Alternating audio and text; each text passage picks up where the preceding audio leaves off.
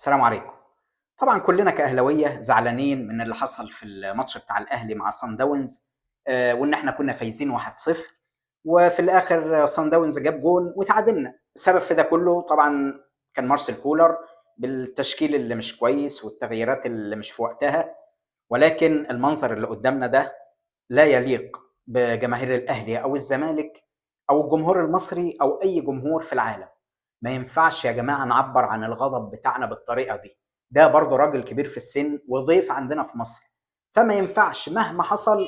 يعني دي في الأول وفي الآخر مباراة كرة قدم والراجل خسرها، عمل تشكيل ويعني غير كده كله أخد بطولات ونجح معانا في الأهلي، فما ينفعش يكون الوداع بالطريقة دي. أيوه إحنا ننتقد وكل حاجة، بس بطريقة مهذبة.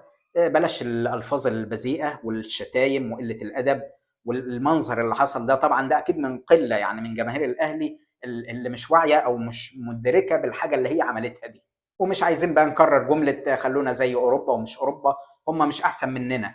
هناك الفرق بتبقى مهزومة وهزيمة تقيلة وخسرانين بطولة كبيرة، وبيقوموا يتحّوا المدرب واللعيبة ويسقّفوا لهم ويأزروهم، وبعد كده ينتقدوا ولكن بكل احترام وبكل أدب. فأتمنى اللي حصل ده ما يتكررش تاني، سواء في الكرة المصرية مشجعين أهلي أو زمالك أو أي جمهور.